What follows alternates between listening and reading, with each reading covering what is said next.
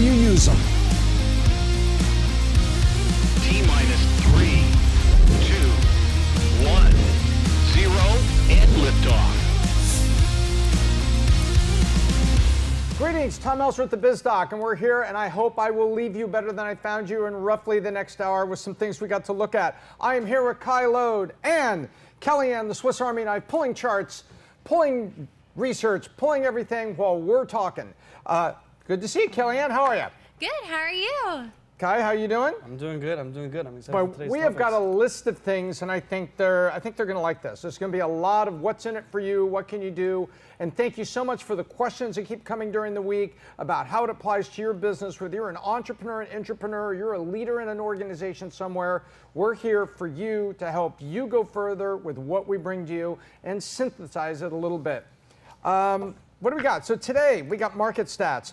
First of all, we're going to cover 56% of unicorns. That's a business, that's a startup within 2 to 3 years that achieves $1 billion valuation. We're going to talk about 56% are led by U.S. citizens, 56 are, led by you. 54% are unicorns led by U.S. citizens, and 46% are immigrants. And then I'm going to go take a math class after this because usually that kind of stuff has to add up to 100.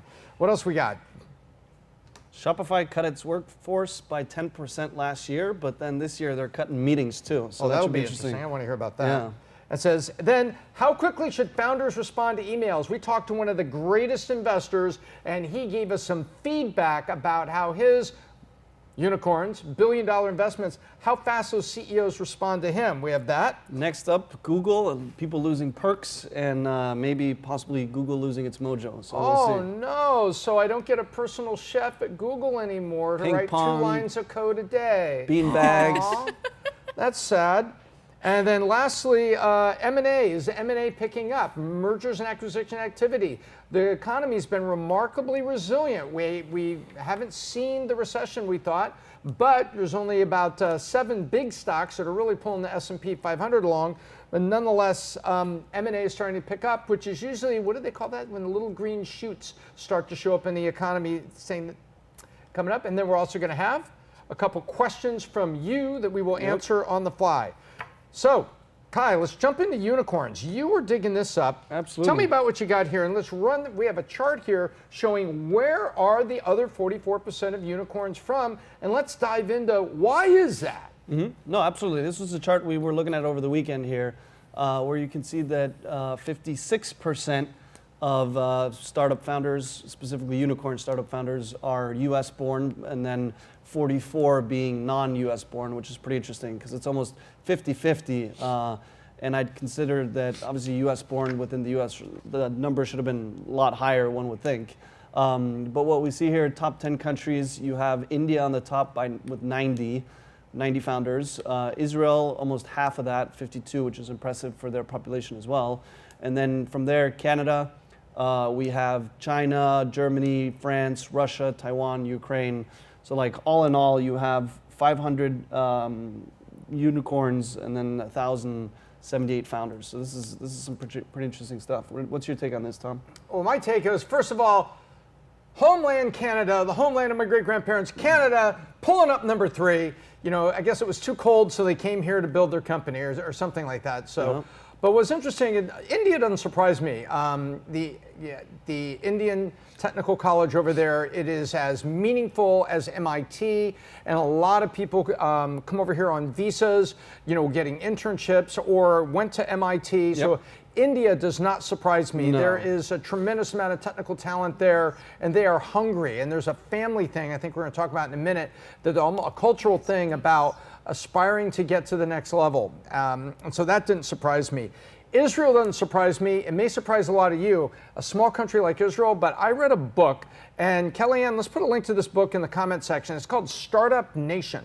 And if you don't know about Startup Nation, if you haven't read the book, it is an amazing book talking about how India has its leadership, China has its leadership, Taiwan has its leadership, but this little tiny country, Israel, is up there constantly in the top 5 of new unicorns, security software, and CEOs. And you're going to read in that book, Startup Nation, find out exactly why that is. A tremendous cradle of, there's a university here in the United States, Miami of Ohio. It's known as the cradle of coaches. Don Shula and a lot of other people there, they said some of the great, football coaches came out of there. Well, guess what? Israel is increasingly being known as the cradle of CEOs and on an advanced basis compared to the other countries. But what's interesting is I think there's a cultural side to this, isn't there? It's more than just, oh, wow, that's interesting. There's something else going on here. For sure, and I think that a big part in terms of being a founder or being somebody who starts their own company is that coming as an immigrant, whether you're first generation, the one immigrating, or being born to immigrants, because that'd be an interesting stat too in terms of like the US born ones, how many of those are born from immigrants too, because I don't think this chart really goes into that. But I think that inherently if you're an immigrant, you already know that, okay, where I'm living doesn't work for what I'm trying to do, and you know that you're kind of seeing that I need to make an adjustment and really move out of this place to put myself in a better place for more opportunity, better jobs, whatever kind of what have you on that end. So I think that inherently kind of pushes you more towards entrepreneurship because you've already done that once, and then now it would just be doing that in the marketplace as opposed to having relocated yourself across the country, across the world in many situations as well. Yeah, I went to school in California. Went to my undergrad in Los Angeles, California, and I went to Pepperdine, got my MBA at Pepperdine, and there's tremendous amount of diversity there. There's the Korean community downtown. There's the Japanese community downtown. I got to learn a lot about from classmates and stuff, and they would say, I'm Nisei or Sensei, and those are the two words that the Japanese use to describe first generation immigrants, second generation immigrants. Sensei meant you were born here, two parents who immigrated, and Nisei was the parents immigrated. And what they indicated, they said, look, if you immigrate here to start a country, start a company, you immigrate from some company to start here, what you're saying is you're in the wrong place. I'm going to the United States because wherever I am is the wrong place. I'm trapped in a caste system in India. No criticism here. It's not a racial comment, not a cultural comment. But they would say, look, I'm in a caste system and culturally in India. I come over here, go to MIT, get a degree. I can do anything in the United States. And so that's first generation. So first generation is, hey, I'm in the wrong place. And so I'm coming to the United States to have all this opportunity, venture capital, all the universities and stuff, and I'm going to go build something on the foundations of liberty, freedom, and free enterprise in capitalism. Great. Then, if you were born to them, and this is where my classmates in Southern California that were Japanese would say, listen, my parents emphasized to me, Japan's made a huge comeback. It's really tremendous. It's all like this, but the reason we're here is for these reasons. And so it was, you would get from your parents, hey, the reason we're here is you've got great opportunity. And so that was very interesting where first generation says, I'm in the wrong place, so I'm going to come here, or I'm not in an optimal place, there's a better opportunity here. And then the second generation is, that's all I heard from my parents, is, hey, we came here because there was a better opportunity. Absolutely. I think the other thing too, which Patrick David covered in his video about raising kids and with Indians and how they raise their kids, with a lot of them becoming successful, is I think just the way that they're brought up and the cohesive unit in terms of the family, but then also that allows you to take risks in other places of your life where then starting a company might not be as big of a risk if you kind of have that financial stability within the family or being able to have other people that can take care of you in that initial phase of building up a company where you kind of have to put all your energy into that as opposed to worrying about kind of stuff on the home front on that end. Yep, and I can't say enough about the work ethic of first generation, second generation immigrants in the United States. And frequently they had different work ethics that were much stronger and more dedicated than the US citizens. By the way, US citizens of any background, any race, any background, any culture, those that have been here 2, 3, 4 generations had assimilated themselves into sometimes American laziness. Not all Americans were lazy, but sometimes there was. But that was lacking in the immigrants. The immigrants here, I've got an opportunity, I want to do this, I want to drive and going to do it. And I'll tell you, there are, and I just remembered something, and this is really touching, is I had the opportunity at a company I was with in 2000, 2004. It was really, we had a collection of Indian Americans, and there was a female engineer who unfortunately perished in a car accident here in the United States. Her and her boyfriend were driving to Las Vegas, not wearing a seatbelt. Something happened, at night with other vehicles had an accident. They got pulled up into it, and unfortunately she was ejected from the vehicle and perished. And I got to see, how the community came together, and basically how we were able to reach out to her parents in India and do things. And I saw deep appreciation for the opportunity of America, and also a deep connection to the cultural traditions and norms. And they educated me for what we needed to do at that hour. And there was such deep appreciation for the opportunity she had here that came back from her parents. And at this hour of loss, just talking about how much their daughter loved going to school here and loved her career and what she was hatching. And so, and the dedication that I would see out of people was, more prevalent than in Americans. You get Americans of any race and background, multi-generation Americans, there's just that little bit more spark, that little more dedication, that little more, I'm gonna go and I'm gonna step on the gas here. So I have a question for you. Do you think, in terms of, in many ways, they say that the U.S. is the nation of immigrants. Like, people have come here, the great melting pot and stuff like that. Do you think there's a correlation with the rise and success of the United States in correlation with immigration kind of being the main driver that has come now throughout the last 150, 200 years? Yeah, let's go take a look at it. Who are the 7 companies that are known as the Magnificent 7 right now that are driving the S&P 500? Apple, Amazon, Google. Hang on, Google. Yep. Led by? Alphabet. Yes, Yep. yes. A lot of people are upset with him, Yep. but Indian American. Yep. You have obviously Apple, which was founded by Steve Jobs. You already said Apple. Yep. And we got Microsoft. Microsoft. Nadella. Yep. Indian American, right? Yep. Yep. And then you have Amazon. Yep. And you had Netflix, Nvidia. Mm-hmm. He's Taiwan, right? Yep. Yep.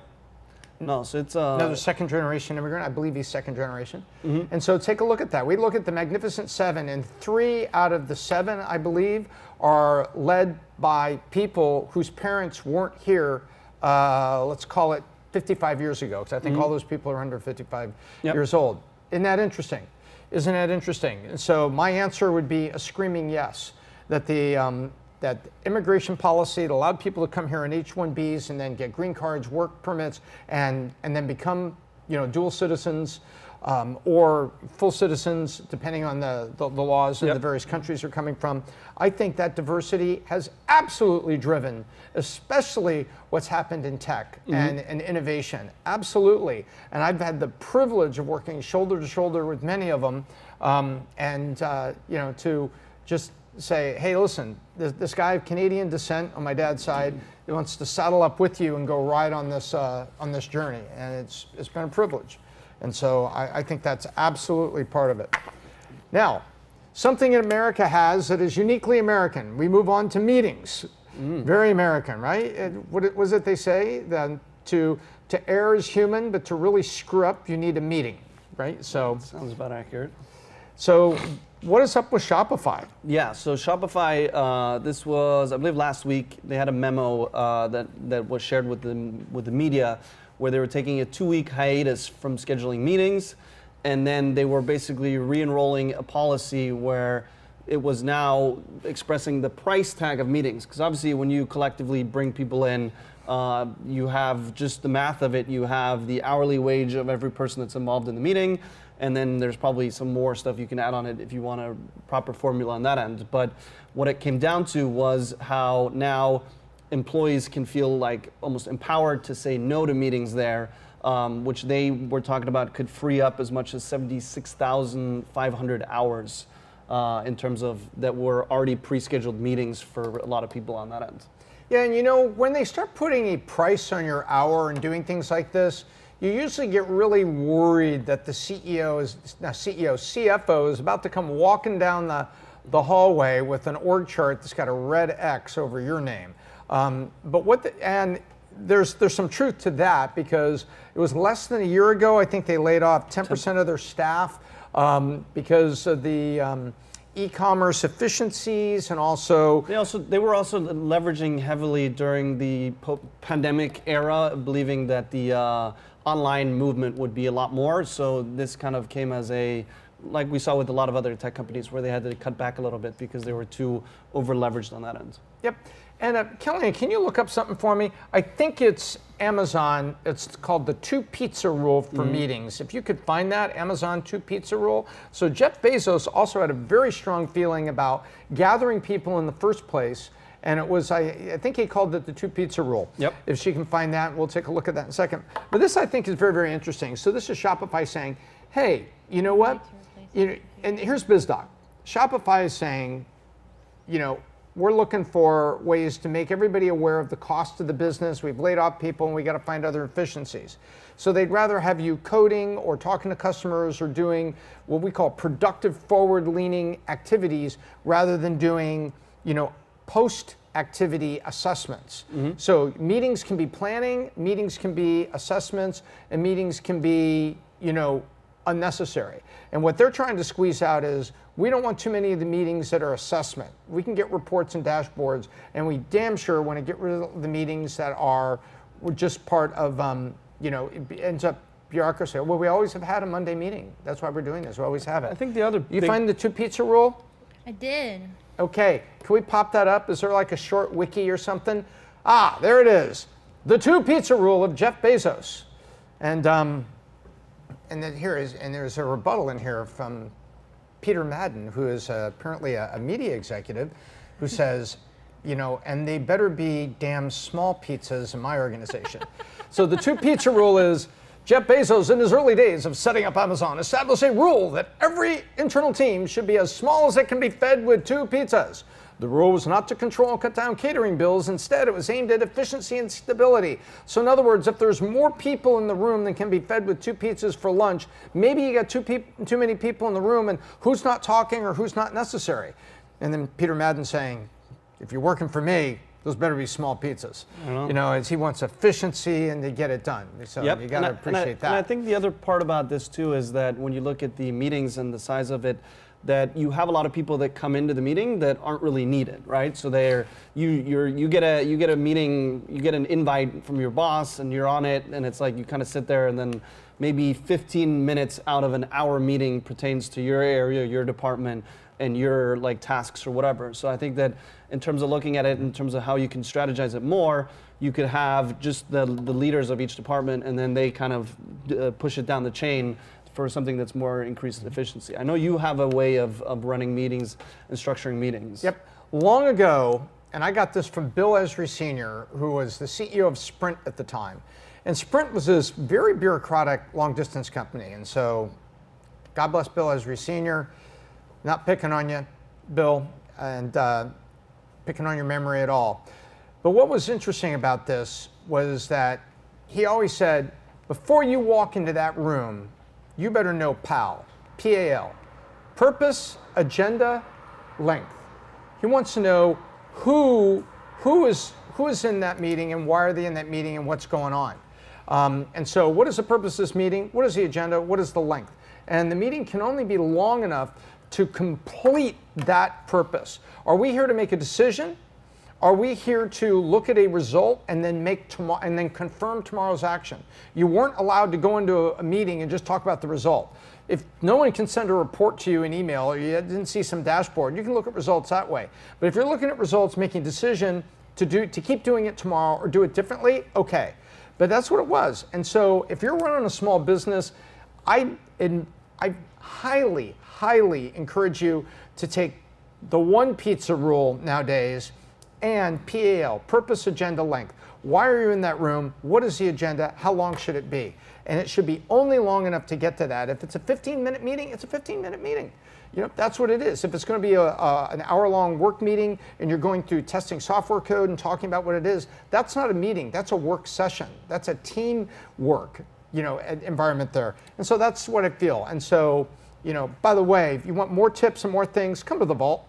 The Vault's coming up on August 30th, September 2nd, down near Hollywood, Florida. right around the corner from Fort Lauderdale Airport, where this and more information for you to learn and apply more for your business. And so I'm just giving you a little tidbit there of my philosophy of meetings and what people have shared with me and how you in a small organization can cut your own bureaucracy. But if you want big picture and even more stuff, come see us at the Vault in a couple weeks.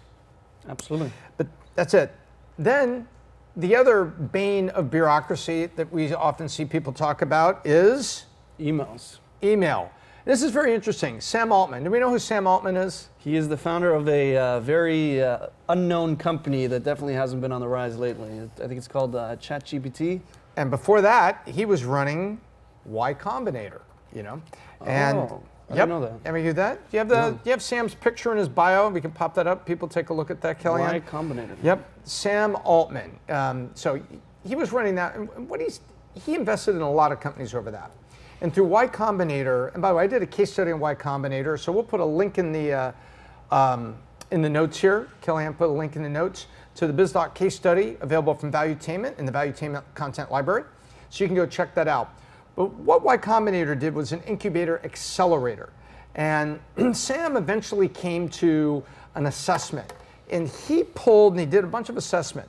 He said, let's take a look at all the CEOs of the organizations in Y Combinator that have achieved X status, like what they used to call escape velocity. Escape velocity is you can launch a rocket into the sky, and it can come back down to Earth.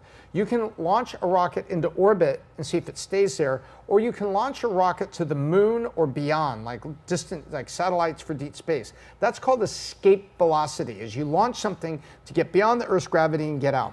So he would look at what companies have achieved escape velocity. In other words, what ones have really grown and got to the point where they're going to be on their own journey, they don't need the incubator anymore.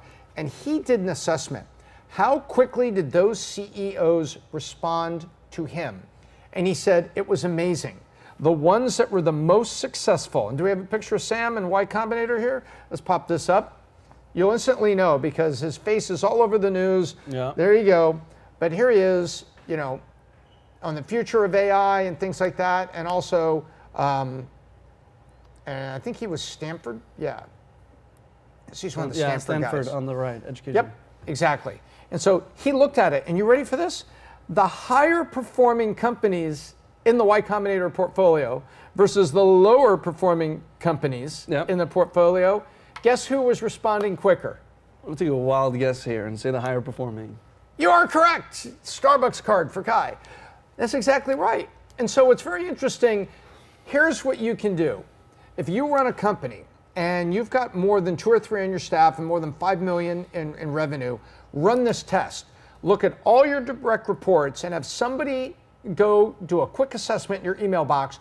Who responds to you quicker? And then look back at the ones that you would stack rank according to their last review or you know, how you're feeling about them right now, the last one-on-one you had with them or you gave them some performance feedback. The ones that are responding quicker that have, and by the way, responding quicker is a function of several things. How organized is their inbox? Do they take the time to make folders and to make rules so they can get the emails into buckets so they can see the more important emails first? Are they organized? And then second, do they have enough time in the day, how they manage their time and their people, that they have enough time to respond to you? So, talks about their own time management. And guess what? If they're organized, and they're organized, and they're organized, and they can respond to you, guess what? It's probably the people that are going to come higher on your list. And you have an instant coaching opportunity with them. So whether you got 10 people and you're running a t-shirt company in Berlin, you're running a tech company in Silicon Valley, you can apply this in your own business and at all kinds of businesses in between and immediately give people coaching. Because I'm too busy to get back to you, I got a lot going on. No, organize your inbox, organize your time better, delegate to your people better, because I need you to be responding to me on strategic things. It's got nothing to do with micromanagement, it's got everything to do with urgency and business needs.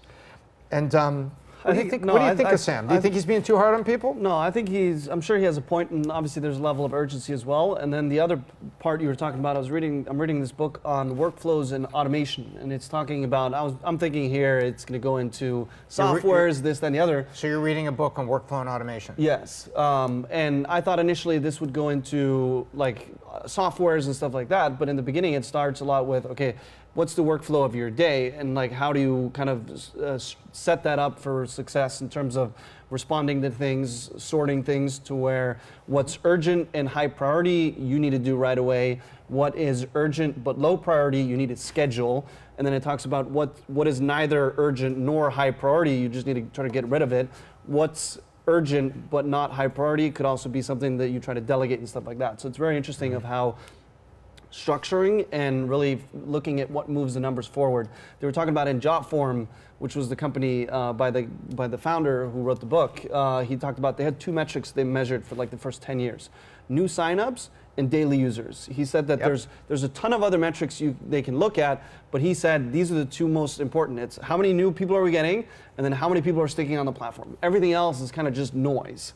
But those two were the driving measures. Yeah, financials and profit will take care of itself if you're generating those and you're getting subscription revenue or ad revenue, whatever the business model underlying that. Yeah, so I think also, which interestingly enough goes back to the whole meetings as well, is like that's another way of like, is this urgent, is it priority, and then what can be delegated, what can be offloaded and stuff like that. So between the urgency of knowing what the right tasks to work on are, and then also knowing what you don't need to worry about in terms of tasks is a huge importance in terms of being. What's the name of the book? We'll put it in the comments. Automate Your Workflow, I believe the name of the book is. I can check. So in other words,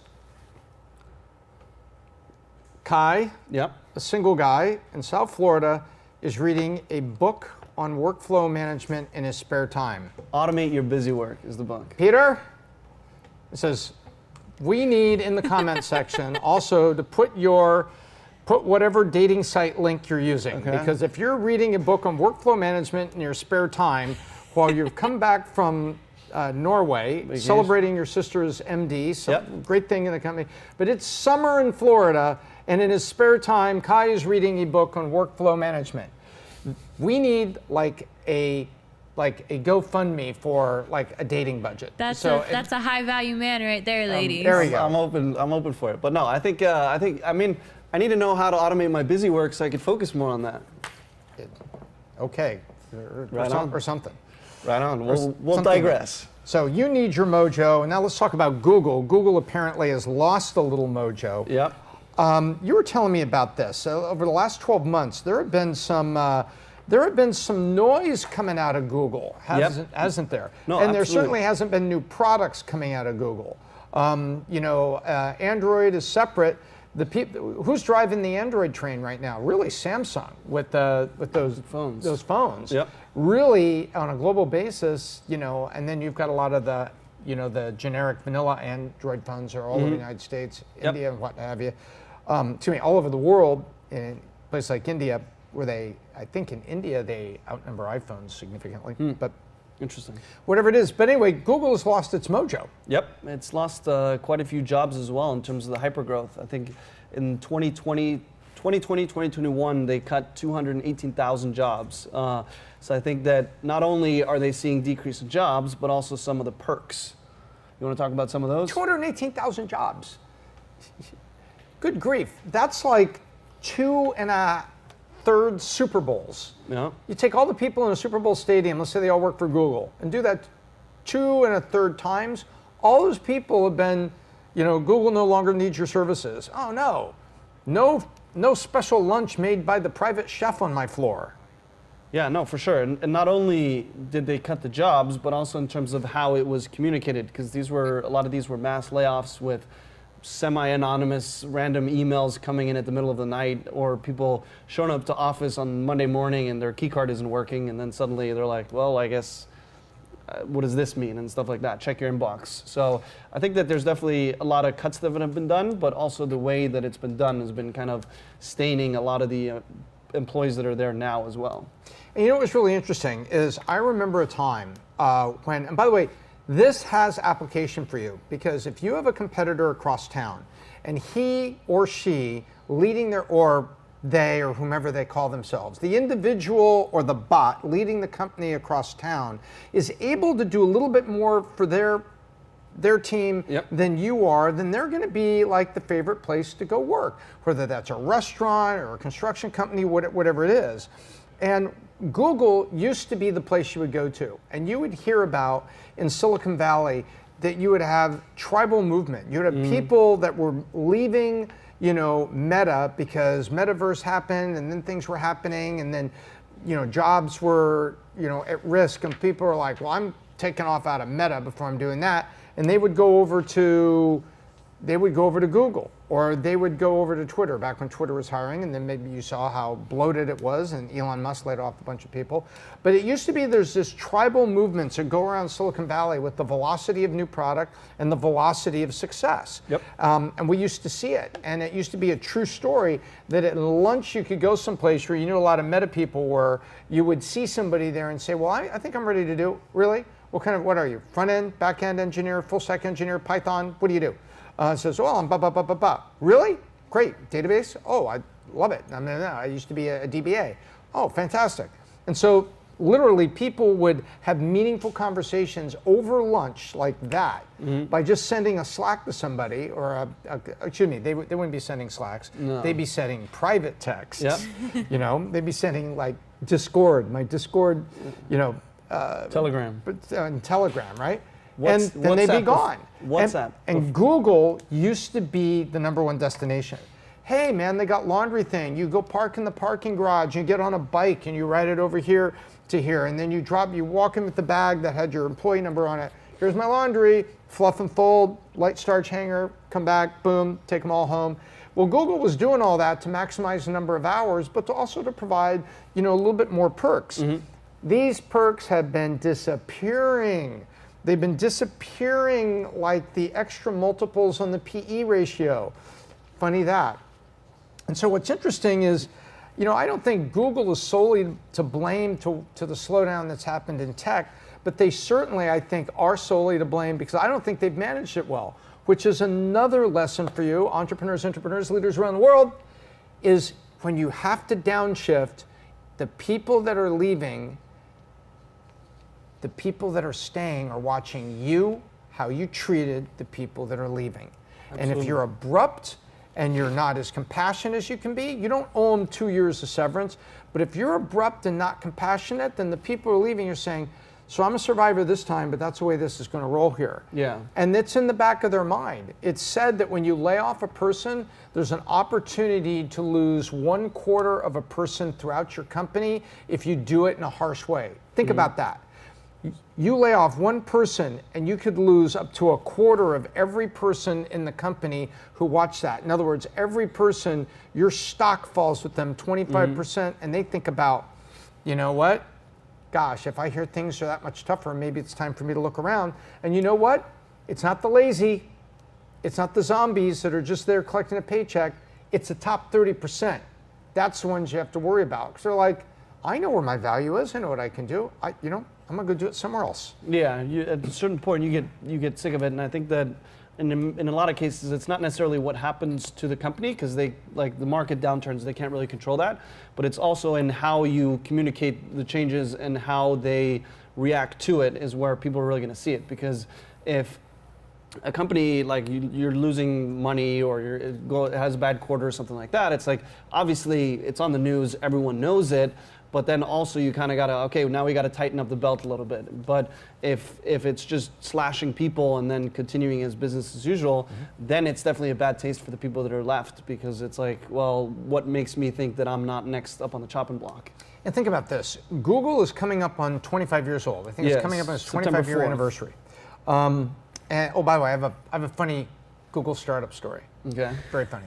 So a individual I know at a East Coast-based, I'll say it, Bessemer Venture Capital is on the East Coast. And the guy from Bessemer comes and meets a woman who says, I got two engineers in my garage that want to talk to venture capitalist. And this particular venture capitalist was over visiting with this woman at her home. It was just a social meeting because they weren't dating or anything. It was just literally business social meeting. Hey, drop by the house, meet me. She goes, in my garage, I got these 2 engineers working. Wow, really? What do they want? Well, they want some investment money. That's what all the engineers want. Well, what are they doing? Well, they think that the internet is going to be so complicated that search and finding things is going to be what's important. Is it a commerce company? No. Well, what is it? They believe that search will be the thing that helps you find everything on the internet, and they're in my garage working on it, and they want investment. And it is documented that he said the following: look, I'm going to finish my coffee, and is there any way that I can get from your kitchen to my car without going anywhere near your garage? True story. So it was that close for Bessemer Venture Capital. Isn't that great? That must be. How can I get from your kitchen this coffee and my car without going anywhere near your garage? He should have swung by the garage. He should have swung by the garage, exactly. But for 25 years, since that time, Google's been the place to be. And you know what's interesting? Take a look. If you've been at Google for 20 years and you graduated at 26 years old from Stanford and you've been there 20 years, you're 46. So now you're in midlife. Your kids are probably 10, 15 years old now. Okay, here we go. And it is a fact that Googlers, as they call themselves, ran their own surveys, and there's a lot of them that feel that they are suffering from mental health issues in the equivalent of a pre-PTSD because they're very worried about the future, and here that people are being laid off that says, do no evil, and all the things that Google stood for. There is a quote that said, many of us are having mental health issues, and we're coming to the realization we were expendable all along. So much for the big dream in the startup. 20 years later, we were expendables all along. Well, you know what? Economies will ebb and flow, things will happen, but Google's just doing it wrong, and now it's actually at greater risk, stock price aside, they're at greater risk of losing people, which I think was, it's kind of sad because it's like Google is all grown up. Now they're your dad. Yep. No, I think the other part too is the difference between perks and benefits. Because a lot of perks, especially in Silicon Valley, where you have the ping pong, you have the unlimited snack bar, you have the laundry pickup and what have you. Bring your dog to work. Exactly. You have a lot of perks. But in reality, there's also benefits, obviously 401k, health insurance, equity, or anything like that. So I think that in Silicon Valley, especially the last 20 years, what we've seen in terms of the boom of the tech economy, that the perks and the benefits have kind of blended together, where you think that just because you work there, you have a right to these perks, when in reality they're just perks. It's like they're additional there. But if you then start removing them, that's where you can start seeing some issues with a lot of people, and I think that's what we're seeing a lot of happening right now. Kellyanne, let's see if you can find something. Patrick Bet-David talked about charities about a month ago, and he talked about the cycle that charities go through with mega donors. And level 1 was appreciation, and then level 2, it got down, anyway, to save you all the journey, level 1 was appreciation, and then it got to expectation, and then it got to entitlement and resentment. That you start out with something good, and then they expected you to always be a donor.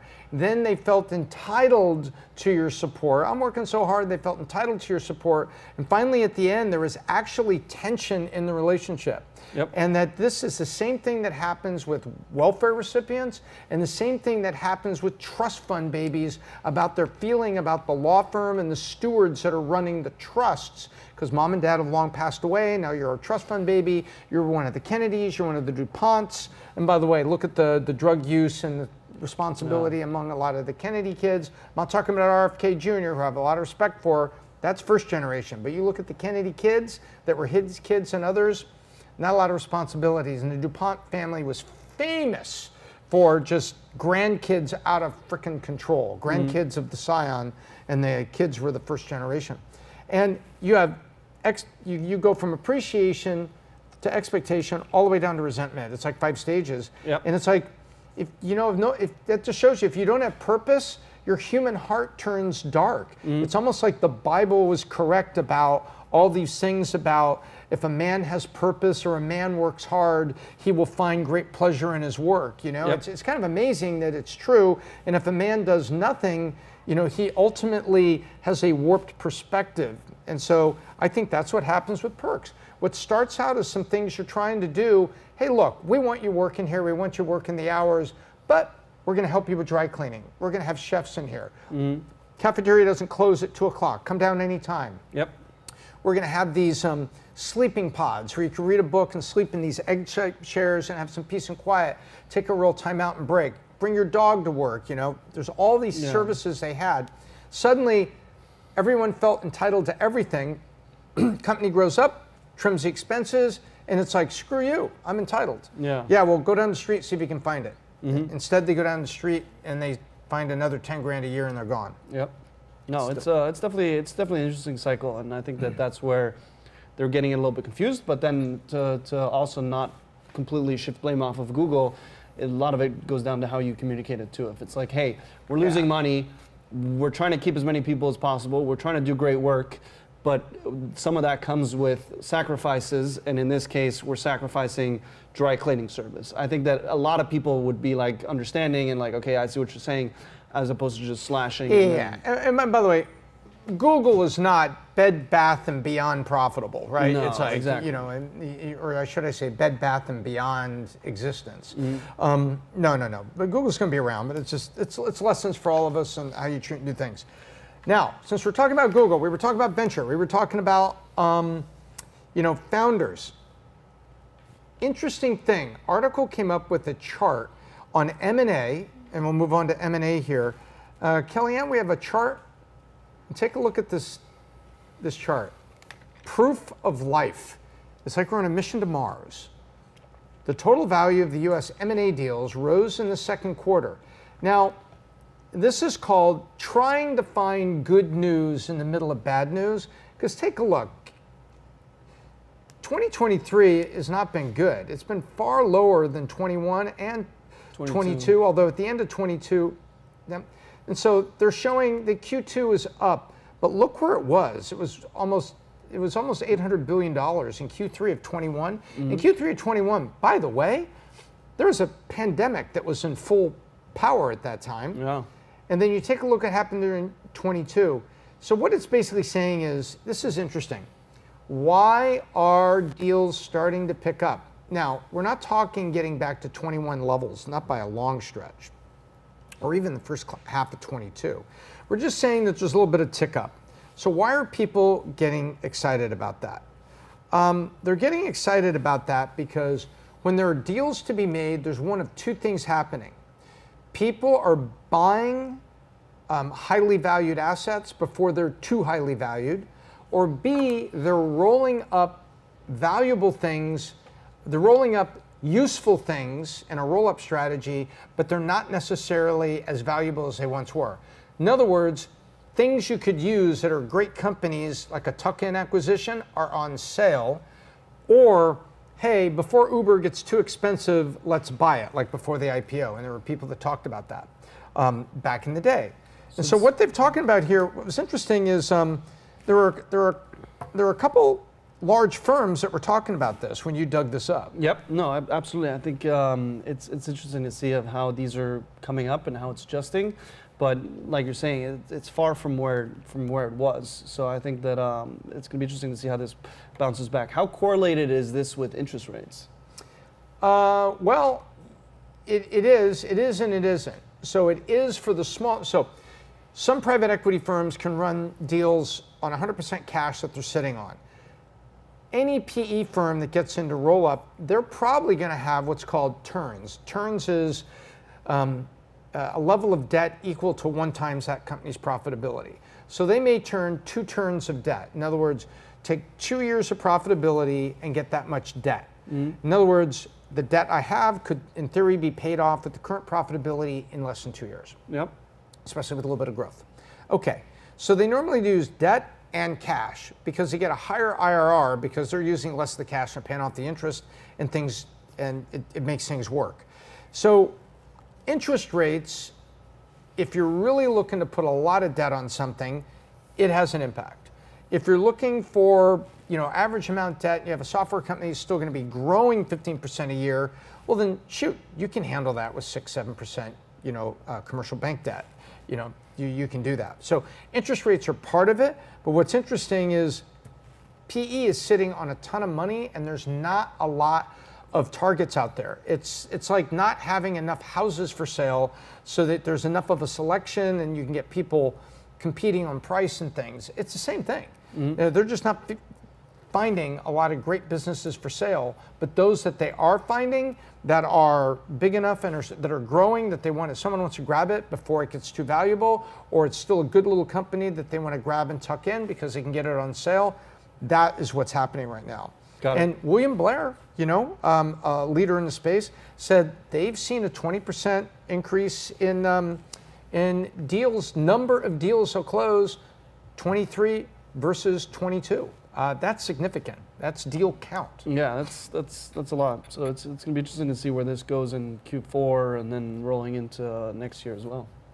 There's a cloud security firm just last week bought for $2.45 billion. So we're not talking about, a startup bought for $100 million or a tuck-in technology company that Meta buys for $200 million, and you don't even hear about them because they're so below radar. Yep. These were meaningful things. So what does it mean for you? What it means for you is if your company is big enough and you're looking at tuck-in acquisitions across town or across your industry, you can probably find PE firms and bankers that can help you facilitate that. And if you are able to be right now strengthened, like I keep saying, running efficiently, strengthening yourself, driving hard, you could be in the position to be the one that picks up something that's on sale, whether that's just for a customer list, a little bit of technology, what you offer and what they sell for. That's not your fault. If that's down, that's your opportunity. And so I think that's very much where it is. And if you've been managing to run your profitability at a certain level, don't be a surprise. You get a knock at the door. Someone may be interested in you because they're like, if you can make it in this economy, imagine what you can do inside our company or if I invested a little bit more into you. No, for and sure. So that's also the strong side of it. Yeah. Ooh, was that thunder? It sounded like it. We have got thunder out here. So God is showing up in South Florida. Welcome to Florida. For sure, for sure. So where next? Do we have, I think I've seen the chat rolling here. We got a couple questions? We do. So let's go to the audience. I love questions from the audience. Our first one is about hiring decisions. Tom, currently recently launched my startup. Looking to hire for B2B sales manager. I have a very close friend who's looking for a job but has no sales experience. He's very good in communication, has a good attitude, and would be a lot cheaper than this other option who is a experienced sales rep, has global reach, way older than my friend, but maybe not as hungry to dedicate longer hours if needed. Who should I go with? Okay, so fantastic, great question. So medium-sized business, looking for a head of business development, a head of sales. Option one, a lot of experience, is going to want a higher base salary.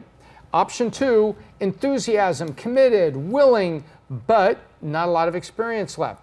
What's really interesting about that is if you have time to personally mentor and you as a CEO come from the business development side, I might lean this way. But if you as a CEO come from the product side or the technology side, well, who's really going to mentor up somebody even with the best of attitudes and enthusiasm?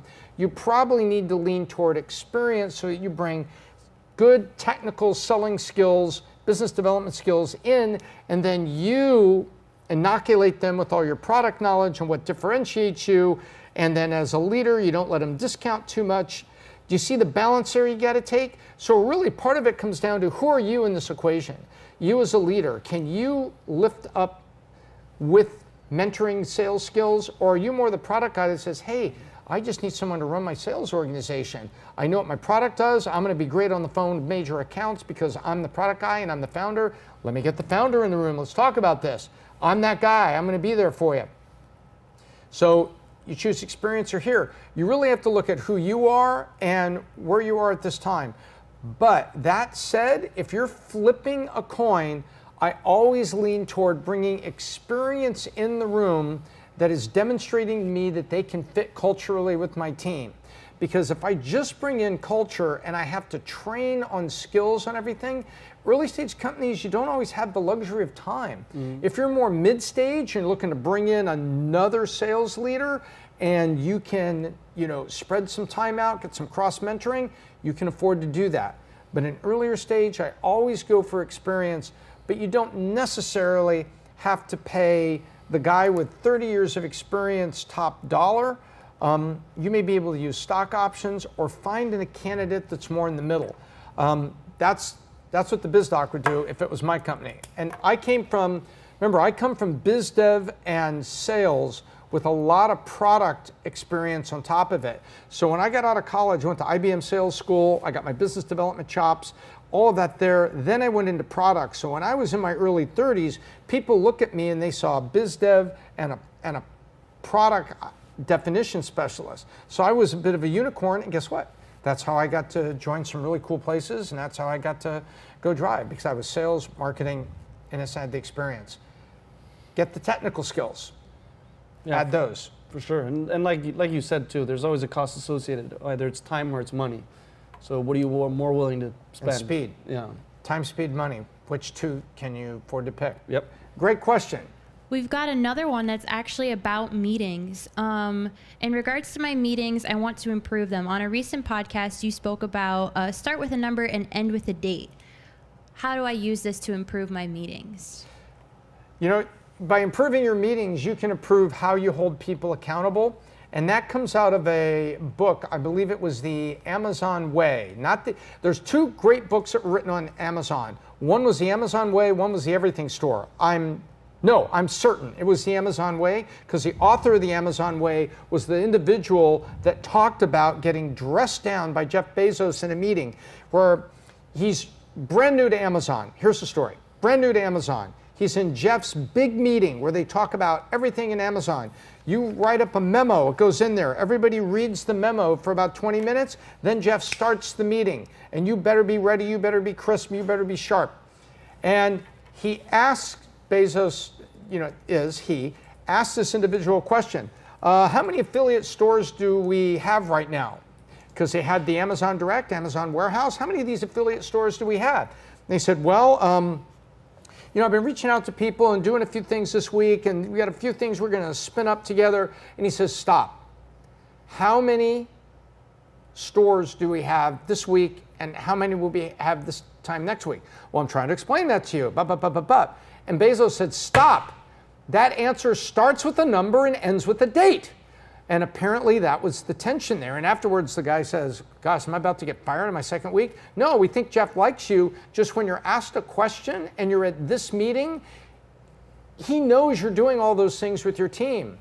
Do not bring all of that word salad into this meeting. Jeff, I just got here, been here for 2 weeks. We have 26 of them. I want to double that by this time next week now that I'm in the chair. Boom. Done. That's what he wants to hear. Jeff's not going to say, how are you going to do that? He hired the guy to do that.